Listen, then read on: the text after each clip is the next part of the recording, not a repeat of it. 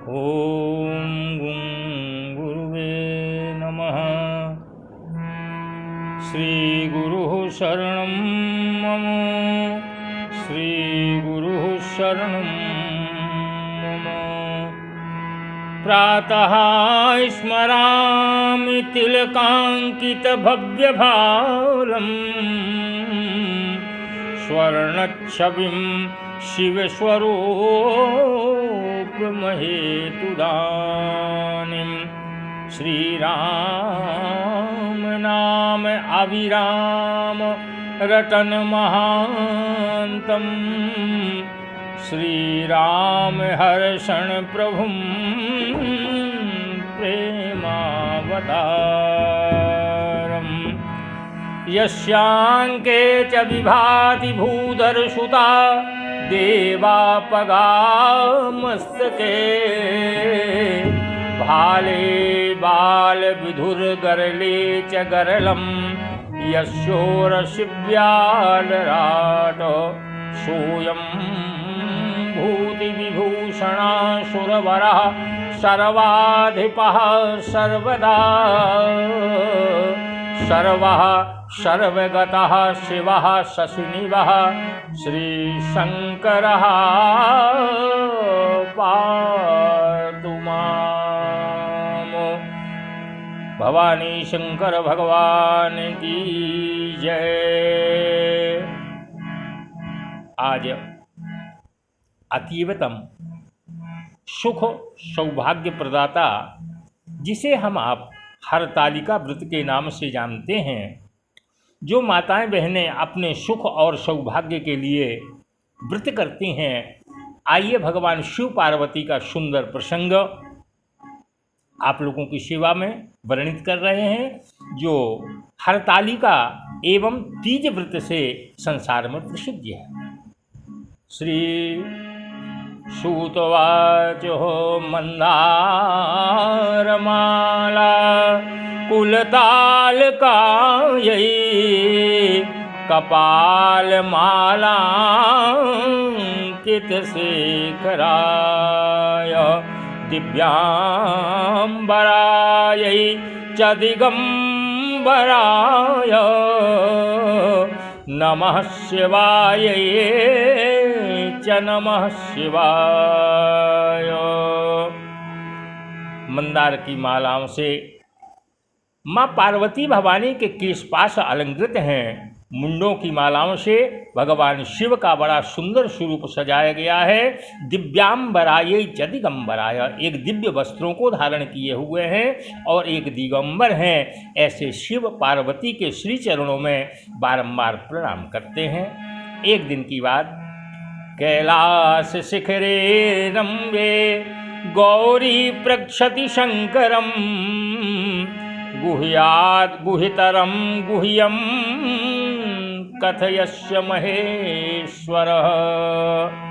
कैलाश पर्वत के शिखर पर भवानी पार्वती भगवान शिव से बड़ा सुंदर प्रश्न करती हैं का महाराज, जो गुह्य आता छिपाने योग्य भी होवे और थोड़ा परिश्रम करने से अधिक फल की जो प्राप्ति कराने वाला व्रत होवे, अगर मैं आपकी प्रेयसी हूँ, आपकी पत्नी हूँ, तो कृपा करके यह बतावें कि अनादि मध्य निधिनो भरता चैव जगत प्रभो। आदि मध्य और अंत से रहित तीनों लोकों के स्वामी को मैंने पति रूप में किस कारण से प्राप्त किया, मेरे द्वारा कौन सा व्रत किया गया। ईश्वर वाचो, भगवान शिव कहते हैं, शृणुदेव प्रवक्ष्यामि तवाग्रे व्रतमुत्तमम्, यद गोप्यं मम सर्वस्वं कथयामि तव प्रिये।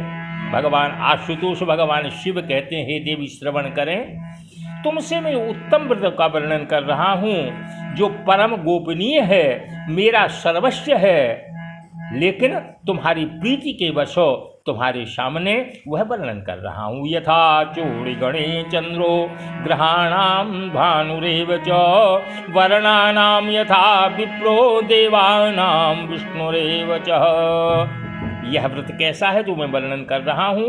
जैसे तारागणों के मध्य में चंद्रमा है, नवग्रहों में सूर्य है, चारों वर्णों में ब्राह्मण सर्वोपरि है, देवताओं में विष्णु भगवान है, नदियों में माँ भागीरथी है, पुराणों में महाभारत है और वेदों में सामवेद है, इंद्रियों में मन जैसे श्रेष्ठ है, ऐसे ही श्रेष्ठ यह व्रत मैं तुम्हारे सामने वर्णन कर रहा हूँ। एकाग्र मन से इसे श्रवण करें। इस व्रत के प्रभाव से तुमने मेरा अर्धासन प्राप्त किया। वेदानां च यथा सामम् इंद्रियाणां मनो यथा पुराण वेद सर्वस्व गमनीय यथोदितमः व्रतयेन व्रत प्रभावेण प्राप्तमर्धासनं मम तत्सर्वं कथिष्येऽहं त्वममं प्रेयसी यतः।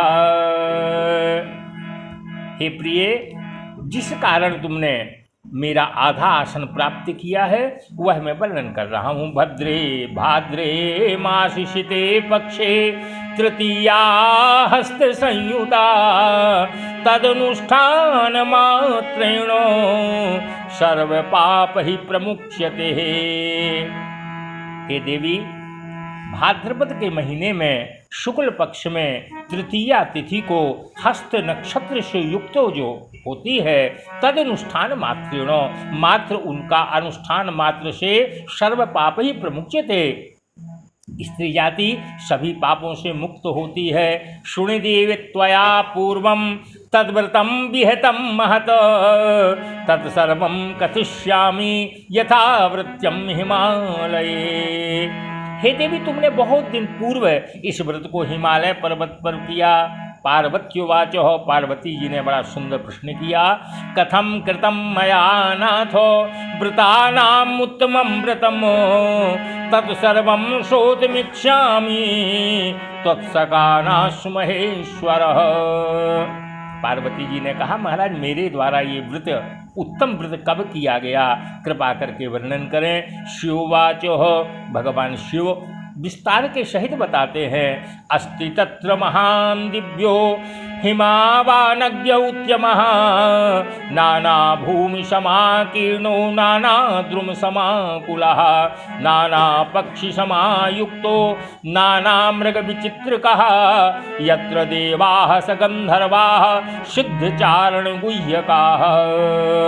भगवान शिव कहने लगे, देवी उत्तर दिशा में सुंदर हिमवान अर्थात हिमालय पर्वत है, जहाँ की बड़ी सुंदर भूमि है, नाना प्रकार के वृक्ष जहाँ पर सुशोभित होते हैं, नाना प्रकार के पक्षी जहाँ कलरव करते हैं, यत्र देवाः स गंधर्वाः जहाँ पर देवता गंधर्व सिद्ध चारण और गुह्य आकर के विचरन्ति सदा तुष्टः गंधर्वा गीत तत्पराः, सदैव जहाँ पर विचरण करते हैं, जहाँ गंधर्व गान करते हैं, अप्सराएं जहाँ पर नृत्य करती हैं। स्फटकई कांचनई श्रृंगये मणिवैडूर्यभूषित है भुजलि खन्यवाक्काशं सुहृदो मंदिरम तथा। नाना प्रकार की वैडूर्य मणियाँ, सोने की ऊंची ऊंची चोटियाँ जहाँ पर दिखाई देती हैं, और वह पर्वत ऐसा दिखाई देता है मानो आकाश को स्पर्श करना चाह रहा है। पार्वत्या तुम यथा बाल्ये स्वचरन्ती तपः परम अब्जद्वादशकं देवीं धूम्रपान मधोमुखी।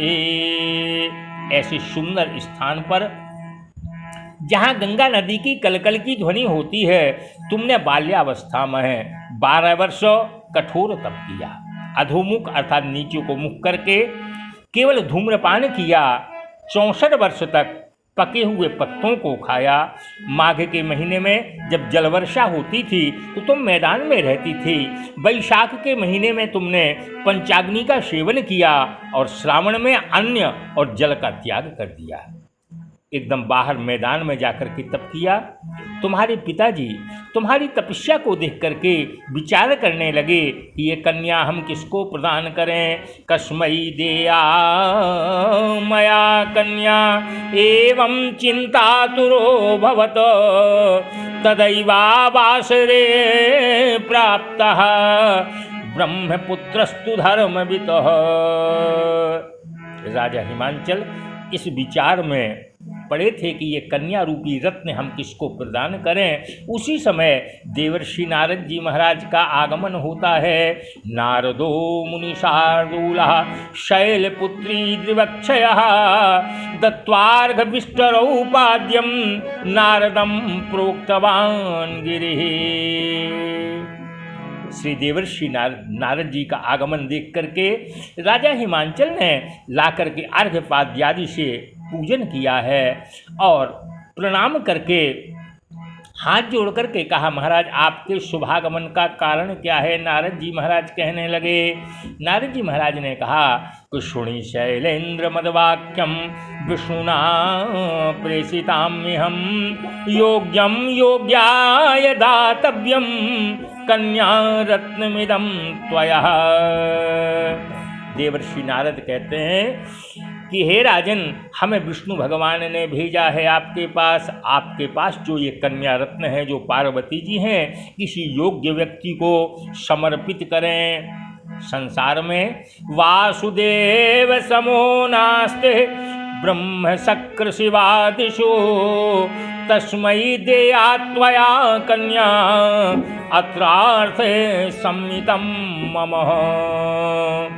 भगवान विष्णु के समान कोई भी देवता नहीं है। संसार में ब्रह्मा, इंद्र, शंकर इत्यादि के देवता भी भगवान वासुदेव जो भगवान विष्णु हैं उनकी समता नहीं कर सकते हैं।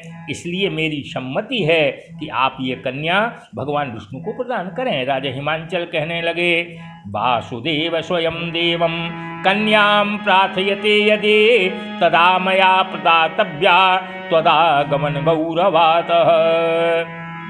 कहा महाराज अगर विष्णु स्वयं इस कन्या को ले रहे हैं, कहा महाराज मैं इस बात के लिए और गौरवान्वित होता हूँ। इत्येवं गदितं श्रुत्वा नवश्चत्रं दधै मुनये यवौ पीताम्बरधरं संघचक्र गदाधरम। देवर्षि नारद नारायण नारायण कह करके अंतर्ध्यान हो जाते हैं और जहाँ शंख चक्र पद्म गदाधारी भगवान विष्णु थे वहाँ पर जाकर के प्रणाम करके कहते हैं, हे देव शुणिदेवं भवत्कार्यं विवाहो निश्चितस्तव इत्युक्ता सतु देवर्षि नारदो गृहमागतः। क्या महाराज पार्वती के साथ आपका विवाह निश्चित हो चुका है। इस तरफ राजा हिमांचल ने अपनी पुत्री पार्वती को बुलाया और कहने लगे, दत्तासि त्वं मया पुत्रे देवाय गरुणध्वजे श्रुत्वा वाक्यं पितुर्देवी गतोषा सखी मंदिरम। हे बेटी, दत्तासि त्वं मया पुत्री, मैंने तुमको आज से गरुणध्वज विष्णु को प्रदान किया। पिता के वाक्यों को सुन करके भवानी पार्वती जी भूमौ पतित्वा स तत्र विललापाति दुखिता। एक सखी के घर पर चली जाती हैं, जमीन पर गिर जाती हैं, विलाप करती हैं। बिलपंतीम तदा दृष्ट्वा सखी वचन ब्रवीतः। सखी ने पूछा कि बहन पार्वती आप क्यों रो रही हैं। सख्योवाचो किमर्थं दुखिता देवी कथवस्यो ममाग्रता यतो भविष्यति सुखम ततो करिष्ये न संशयः।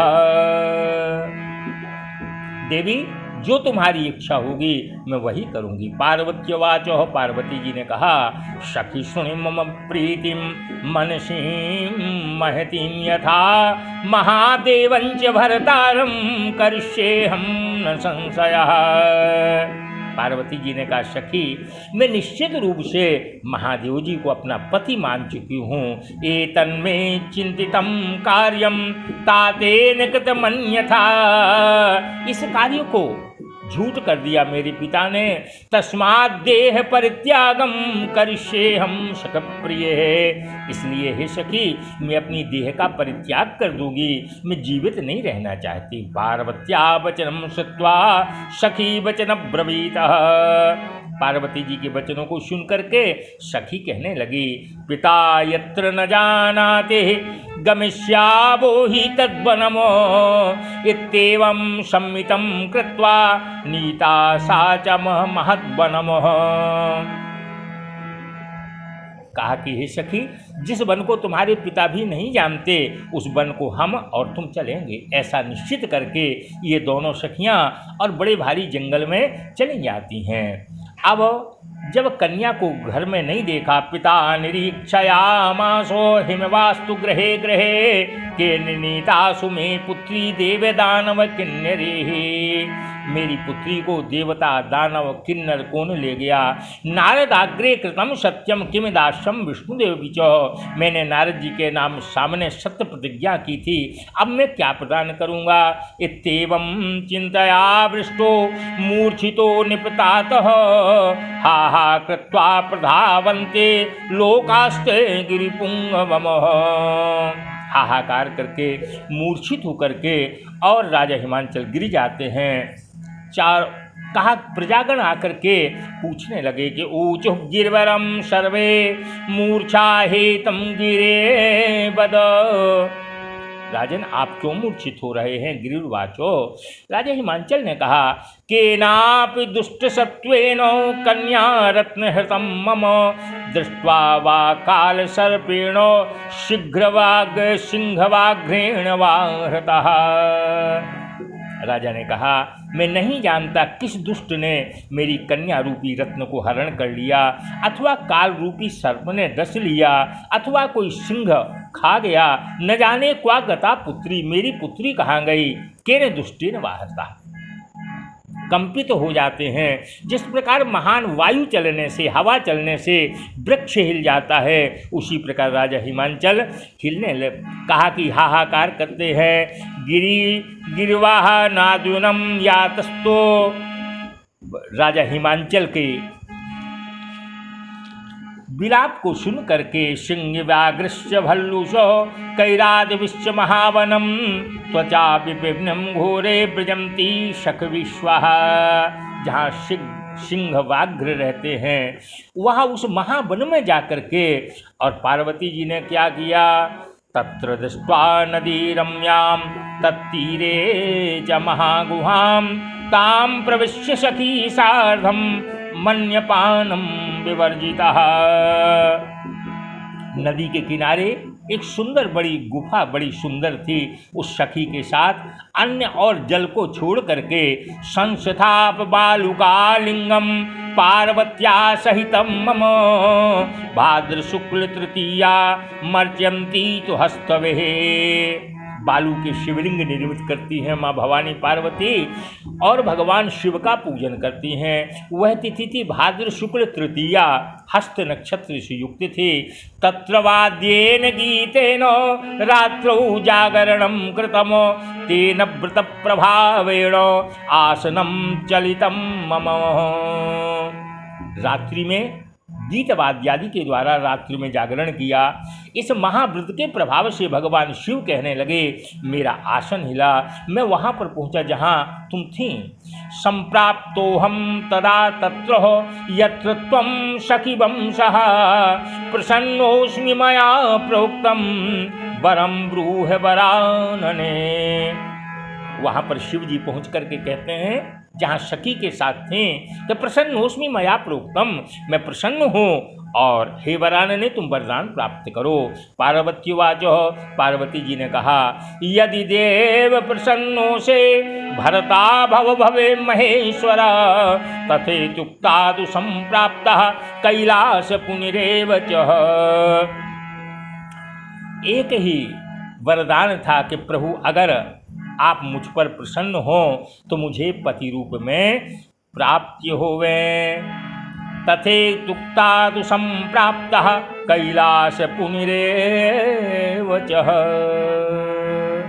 भगवान शिव कैलाश पर एवमस्तु कहकर के वापस आ जाते हैं। प्रातःकाल होने पर ये दोनों सखियां नद्याम कृत्वा विसर्जनम, नदी में विसर्जन करने के लिए गईं।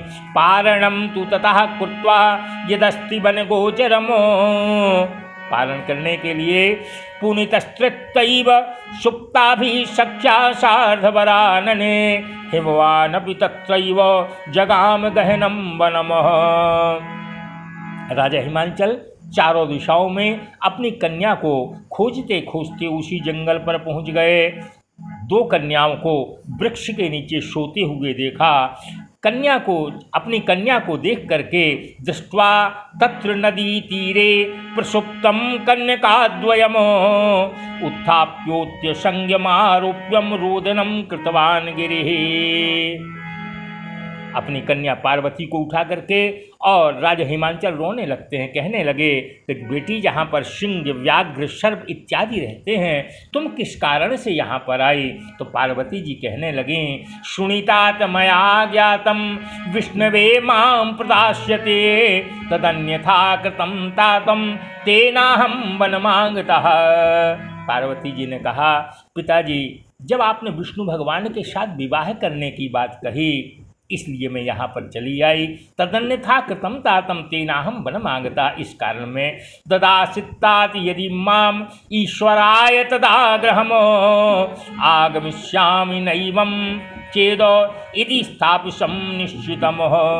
अगर अब भी आप मेरा विवाह भगवान शिव के साथ करने को कहें तो घर चलूँगी, अन्यथा जीवन पर्यंत यहीं पर निवास करूँगी। इसी बात को श्री रामचरितमानस में बड़ा सुंदर वर्णन है। जन्म कोटि लगी रगर हमारी परम शंभो नत राम कुमारी परम शंभो नत राम कुमारी तजमो नारद कर उपदेशो तजमो नारद कर उपदेशो आप कहाए सत बार महेशो आप कहाए सत बार महेशो। जन्म कोटि लग रगर हमारी, करोड़ों जन्म तक मैं प्रतीक्षा करूंगी भगवान शिव के साथ ही विवाह। तथेतुक्त्याहवतः नीतासित्वाम गृहं प्रते ततो मह्यं प्रदत्तासि कृत्वा वैवाहिकी क्रियामः। तुम्हारे पिता हिमांचल तुमको घर पर लाते हैं, नीतासित्वाम घर पे ला करके विवाह की रीति के अनुसार विवाह हमारे साथ हुआ। तेन व्रत प्रभावेण सौभाग्यम लब्धवान त्वया। इस व्रत के प्रभाव से तुम्हें यह सौभाग्य प्राप्त हुआ कि तुमने मेरा आधा आसन प्राप्त किया। ममास्यम व्रतराजस्य शुणिदेवं यथा भवतः अलभिहर्यता यस्मात् तस्मात् साता हरतालिका। इसका जो नाम है व्रत का, अलिया नाम की सखी तुम्हें हर के ले गई, इस कारण इस व्रत का नाम हरतालिका होता है। दिव्यवाच पार्वती जी ने कैलाश पर्वत पर ये बड़ी सुंदर चर्चा चल रही है, पूछने लगी, नामिदम कथितम देव विधिम वद मम प्रभो किम पुण्यम किम फलम चास्य केन चा क्रियते कृतम। महाराज, आपने नाम तो बताया, अब इस सुंदर व्रत का विधान क्या है, कैसे स्त्रियों को इस व्रत को करना चाहिए, किम पुण्यम किम फलम, इसका फल क्या प्राप्त होगा। ईश्वरवाचो भगवान शिव कहते हैं, शुणिदेवम विधिम बक्षे नार सौभाग्य हेतुकम कर्तव्यम प्रयत्नेन यदि सौभाग्यमिच्छति। हे देवी, अगर स्त्री अपना सौभाग्य चाहती है तो तोरणादिप कर्तव्यम कदली स्तंभ मंडितम आच्छाद्य पट्टवस्त्रस्तु नाना वर्ण विचित्रता।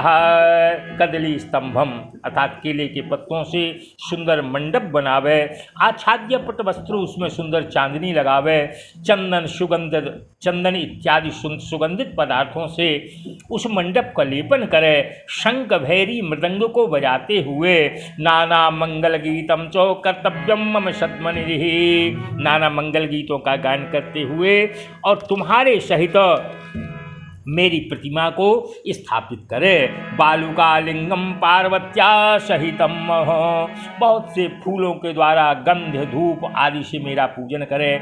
नाना प्रकार के मिष्ठान्न और नैवेद्य समर्पित करे और रात्रि को जागरण करे। नारी के लिए ही पुंगी फले ही जम्भीरई वकुलई स्थितः बीजपूरहि स्नारंगहि फलाश्चे यश्य भूरिशः, जो ऋतु फल होते हैं वो ऋतु फल चढ़ावे। नमः शिवाय शांताय पंचवक्त्राय शूलने नंदी भृंगे महाकालो गंधयुक्ताय संभवे।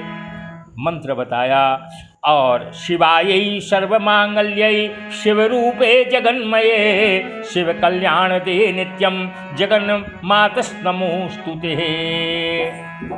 शिवा शिवप्रिया प्रकृति सृष्टि हेतु श्री पार्वती जी सर्वमंगल रूपा जो शिव रूपा है, आपको नमस्कार है। आप नित्य कल्याणकारिणी हे जगदम्बे, आपको नमस्कार है। शिव रूपे नमस्तुभ्यम शिवायै सततम नमः, हे शिवरूपिणी आपको नमस्कार है। नमस्ते ब्रह्मचारिण्यै, हे ब्रह्मचारिणी आपको नमस्कार है। हे जगद्धात्री आपको नमस्कार है। संसार के भय से मेरी रक्षा करो। येन कामेन देवी त्वपूजितोऽसि महेश्वर राज सौभाग्य संपत्ति देहि मामभ्य पार्वती। हे पार्वती, हमें राज्य सौभाग्य की प्राप्ति कराओ। मंत्रेणानेन देवी त्वां पूजित्वा मया सह कथां श्रुत्वा विधानेन तद्यादन्यं च भूरिशः। मंत्रों के द्वारा पूजन करे, अन्नादि का दान करे। ब्राह्मणोभ्यो यथाशक्त्यः देया वस्त्र हिरण्यः, अर्थात ब्राह्मण को वस्त्र सहित दक्षिणा प्रदान करे। अन्येषां भूयसी देया स्त्रीणां वै भूषणादिकमः, भूषण इत्यादि यह सब ब्राह्मणों को दान करे। भरता सह कथां श्रुत्वा भक्त्युक्तेन चेतसा कृत्वा व्रतेश्वरे देवी सर्वपाप ही प्रमुच्यते। उसको 7 जन्म तक राज्य सुख की प्राप्ति होती है। कहा कि पति के साथ कथा को श्रवण करे, सभी पाप दूर होते हैं। 7 जन्म भवेद राज्यम सौभाग्यम चैव वर्धते, 7 जन्म तक राज्य सुख भाग्य की प्राप्ति होती है। अब इसमें जो स्त्री व्रत नहीं कर पाती हैं, तृतीयायाम त्वया नारे आहारम कुरुते यदि 7 जन्म भवेद बंध्या वैधव्यम जन्म जन्मने। तृतीया के दिन व्रत को छोड़ करके जो स्त्रियां आहार भोजन कर लेती हैं तो 7 जन्म भवेद बंध्या, वो 7 जन्म तक बंध्या हो करके अनेक जन्म तक वैधव्यम जन्म जन्मनि, वैधव्य अवस्था को प्राप्त करती हैं। दारिद्र्य पुत्र शोकम च भजते दुख भागने पच्यते नरकम घोरे नोपवासम करोति। यह दरिद्रणी पुत्र शोका कर्कशा दुख को भोगने वाली होती हैं जो उपवास नहीं करते। अन्नाहाराद शूकरे शाद फल भक्षणे मरकटे जलौका जलमानेनो क्षीराहारेण सर्पणे। मांसाधारे भवेद व्याघ्रे मार्जारे दधि भक्षणात् विष्ठानाद पिपीलिका च मक्षिका सर्वभक्षणात्। शक्ति के अनुसार ही स्त्रियां इस व्रत को करें। कहा कि पच्यते नरके घोरे नोपवासम करोति, अन्नाहार शुक्री, अन्न खा लेने से शुक्री योनि में जन्म मिलता है। फल फूल खा लेने से मरकटी बानरी योनि में जन्म मिलता है। जलौका जल पी लेने से मछली की योनि को प्राप्ति करती हैं। दूध का पान कर लेने से सर्पणी योनि प्राप्त होती है। मांसाहार कर लेने से भवित व्याघ्री, कहा कि सिंघने मारजारी दधि भक्षणात्, और दही खा लेने से मारजारी जो बिल्ली की उनको प्राप्त होती है। मिष्ठान्न खा लेने से चींटी की उनको प्राप्त होती है। और सभी चीज़ें भक्षण कर लेने से मक्षिका मक्खी की ओर प्राप्त होती है। निद्रावशे न जगरे कुक्कटे पतिवंजनात् तस्मात् सर्वप्रयत्नेन व्रतं कुर्यात् सदा स्त्रियाः। निद्रा अर्थात जो जागरण नहीं करती हैं, निद्रावशेनी अजगरी, वह अजगर की योनि को प्राप्त करते हैं। जो पति से छल करती है वह कुक्कुटी जाता है मुर्गी की योनि को प्राप्त करती है। तो भगवान शिव कहते हैं तस्माद सर्व प्रयत्नेन व्रतम कुर्याः सदा स्त्रियः, स्त्रियाँ यत्न से इस व्रत को करें। रजते कांचने ताम्रे वैष्णुदात मृण्मये भाजने विन्यसेत रत्नो सवस्त्रम फल दक्षिणम। सोना चांदी अथवा बांस की टोकनी में अन्नादि रख करके और वस्त्र सहित दक्षिणा सहित ब्राह्मण को दान करें। दानम च दुजवर्याय दद्यादे च पारणमो एवं विधिम या कुर्ती च नारी त्वा समान रमते च भरतः। जो स्त्री इस प्रकार व्रत करती है उसे मेरे समान पति की प्राप्ति होती है। भोगान नेकान भुवि भाज्यमाना, अर्थात अनेक भोगों को भोग करके सायुज्यम मनंते लभते हरेणो, अर्थात सायुज्य मुक्ति को प्राप्त करती है। अश्वमेध सहस्राणि वाजपेय शतानि च कथा श्रवण मात्रेणो तत्फलम प्राप्यते नरहि। हजारों अश्वमेध और सैकड़ों वाजपेयी यज्ञ करने का जो फल प्राप्त होता है वही फल कथा श्रवण मात्रेणो, केवल कथा सुनने से वृत्ति को प्राप्त होता है। एतते कथितम देवम तवाग्रे व्रतमुक्तमं कोटि यज्ञ कृतम पुण्यम यस्वानुष्ठान मात्रतः। हे देवी, तुम्हारे सामने यह सभी व्रतों में उत्तम व्रत वर्णन किया।